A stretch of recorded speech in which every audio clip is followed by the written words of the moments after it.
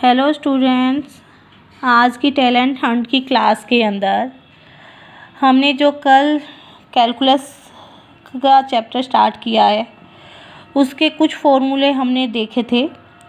उन्हीं फॉर्मूलों से हमें कुछ फॉर्मूले और भी बनाने हैं जिससे हम इक्वेशन तक पहुंच सकें।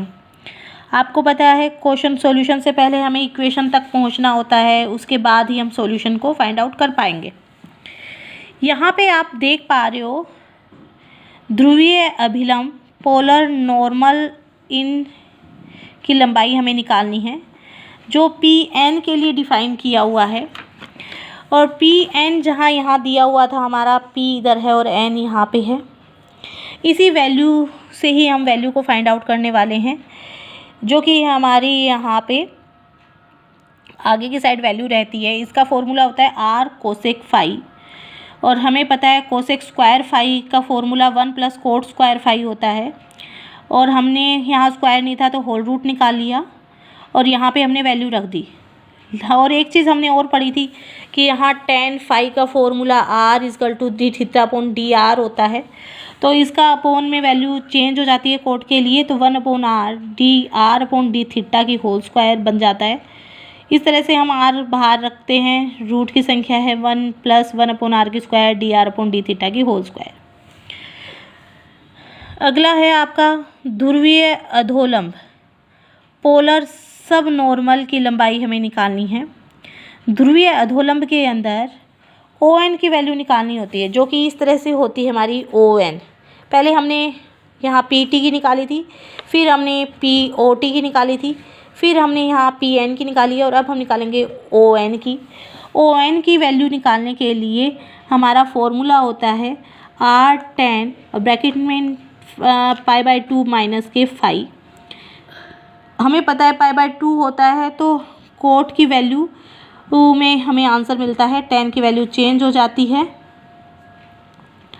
और कोट फाई के लिए हमारे पास रहता है कि हम वैल्यू रखें 1 upon r d r upon d theta.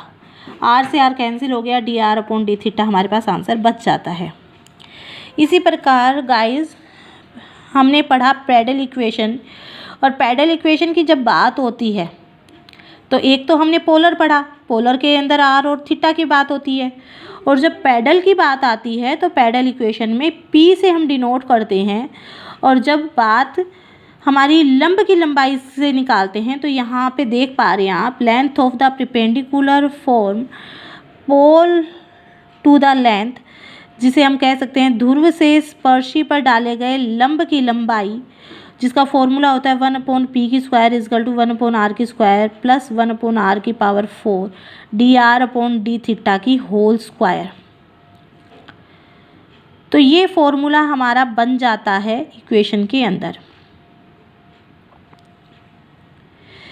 अब गाइस जब हम आगे बढ़ते हैं पैरेलल इक्वेशन के अंदर, आप देख पा रहे हो कि पैरेलल इक्वेशन का ही फॉर्मूला ऊपर रखा हुआ है, लेकिन इसके अंदर कुछ अलग से चीज़ें बताई हुई हैं। इसे तो केवल ध्रुव पे स्पर्शी पर डाले गए लंब की लंबाई के रूप में देखते हैं हम, तो पैरेलल इक्वेशन का डायरेक्ट फॉर्मूला आ गया। पैरेलल इक्वेशन के अंदर हमें जब डेफिनेशन की बात आती है तो इस प्रकार होती है, a relation in p and r is known as the parallel equation of the curve.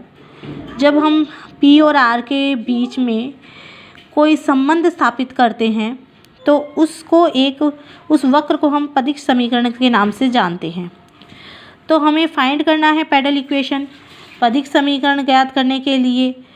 और इसके अंदर लिखा हुआ है when the equation of the curve is in polar form, जब वक्र की समीकरण ध्रुवीय रूप में हो तो एफ इजकल के ब्रैकेट में r comma theta equal to 0 आ जाता है। पैरेलल इक्वेशन हमें गिवन कर रखी है 1 अपॉन पी की square equal to 1 upon r की स्क्वायर प्लस 1 अपॉन आर की power 4 d r upon d theta की होल स्क्वायर।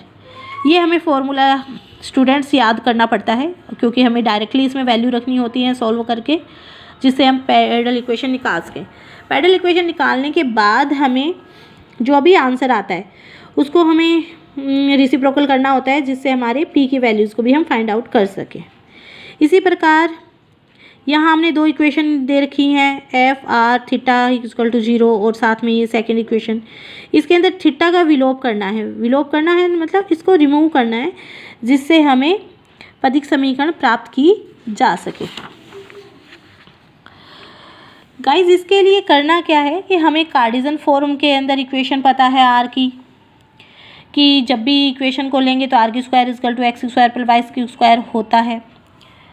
अब ये होता कैसे है, जैसे कि हमने स्टार्टिंग में ही देखा था कि एक्स की वैल्यू होती है हमारे आर कोस थीटा, वाई की वैल्यू होती है आर साइन थीटा। जैसे ही हमने उनको स्क्वायर किया और आपस में ऐड किया तो हमें मिल जाता है आर की स्क्वायर इक्वल टू एक्स की स्क्वायर प्लस वाई की स्क्वायर, जहाँ cos square theta plus sine square theta equal to 1 value रखी हुई है। ये जो दिया हुआ है हमारे टेंजेंट इक्वेशन है, जो कि स्पर्श रेखा की समीकरण दिखाई देती है। कैपिटल वाई में से स्मॉल वाई सब्ट्रैक्ट करते हैं और इसके अंदर डी वाई, और साथ में हमें यहाँ पे मिल जाता है d y upon d x, capital x minus के एक्स। इसमें बिंदु निकाले जाते हैं। साथ में एक जो हमने पैडल इक्वेशन पढ़ी है, स्पर्श रेखा की लंबाई, तो ये ओरिजिन पॉइंट से अगर गुजरती है जहाँ एक्स इक्वल टू 0 हो और वाई इक्वल टू 0 हो, तो पी का समीकरण केवल और केवल एक्स इक्वल टू 0 और वाई इक्वल टू 0 की स्थिति में हम कार्टेशियन फॉर्म में इस रूप में लेते हैं। पोलर फॉर्म में तो हमने पीछे पढ़ा, वही फॉर्मूला लेंगे 1 अपॉन पी की square equal to 1 upon r की स्क्वायर प्लस 1 अपॉन आर की power 4 d r upon d theta की होल स्क्वायर। बट यहाँ पे जो इक्वेशन है हमारे पास में गाइस, यहाँ पे हमें कार्टेशियन फॉर्म में दिखाना है, और कार्टेशियन फॉर्म के अंदर x d y upon d x minus की आर होता है और अपॉन में under root 1 plus d y upon d x की होल स्क्वायर होता है। इस तरह के क्वेश्चंस को हम फॉर्मूले बेस्ड सॉल्व करते हैं जब हमें एक्स और वाई की इक्वेशन गिवन हो। गाइस जब इसको सॉल्व करते हैं तो हमें पैडल इक्वेशन का आंसर मिल जाता है। अब हमारे पास कुछ डेरिवेटिव्स की लेंथ पूछी हुई है, तो हमें चाप की लंबाई के अवकलज ज्ञात करने हैं। तो सबसे पहले ये वाला जो आर्क है, तो आप लोगों ने देखा है कि किसी कंपास से हम आर्क लगाते हैं तो छोटा कट देते हैं, तो यहाँ पे भी एक छोटा सा कट दे दिया यहाँ हमने, इसे ही आर्क बोल दिया। और आपको पता है सर्किल के अंदर कोई भी सेंटर पॉइंट है और सेंटर पॉइंट के अंदर से सबसे बड़ी कोड गुजरती है, और बाकी किसी सर्किल के 2 बिंदुओं से मिलने वाली लाइन को भी हम कोड ही बोलते हैं। तो जब हम फॉर्मूला लिमिट में थीटा से इस पे पैडल इक्वेशन की तरफ जाते हैं तो इसका फॉर्मूला होता है चाप बटे जीवा। तो चाप जो है हमारा ये पी क्यू वाला आ गया, जो कि गोल वाला हिस्सा है, और जीवा आ गई हमारी पी क्यू, जो ये कि सेगमेंट के रूप में हमें नज़र आती है। और जब इनकी वैल्यूज़ को डिवाइड करते हैं तो आंसर 1 आता है। डेरिवेटिव्स में भी गाइस कार्टेशियन फॉर्म के अंदर बात करते हैं तो D s upon d x का फॉर्मूला हमें निकालना होता है, जो कि हमें आगे क्वेश्चंस में यूज़ होता है, जिसका फॉर्मूला होता है root 1 plus d y upon d x की होल स्क्वायर। और साथ में वाई के फॉर्म में अगर हमने ले रखा है तो functional value x equal to f function y, इसके लिए हमारे पास फॉर्मूला था d s upon d y की होल इक्वल में root 1 plus d x upon d y की होल स्क्वायर। स्टूडेंट्स ये जो फॉर्मूले हैं ये आपको पता है कि क्वेश्चन के अंदर यूज़ करने के लिए एक पॉइंट आउट वर्क रहता है, क्योंकि आपको पता है एक क्वेश्चन में बहुत सारी चीज़ें पूछी जाती हैं, तो ये छोटी छोटी चीज़ें बीच बीच में इन्वॉल्व करके हम आंसर तक पहुंचते हैं। तो ये सारी चीज़ें आपके लिए यूज़फुल रहती हैं। अभी हम चैप्टर के अंदर नहीं पहुंचे हैं, चैप्टर के ऊपरी पार्ट पे ही हैं, जिनके अंदर ये सारे फॉर्मूले यूज़ होते जाते हैं। कल भी गाइस मैंने आप लोगों को मिनिमम फॉर्मूले लिखवाए थे 6 से 8 तक, और आज भी मैंने कम से कम 10 फॉर्मूले आपको लिखवा दिए हैं गाइस। तो ये फॉर्मूले आपको पढ़ने हैं, और इन्हीं से हम जब चैप्टर सॉल्व करेंगे 1 बाय 1 यूज़ करते रहेंगे और आगे बढ़ते रहेंगे।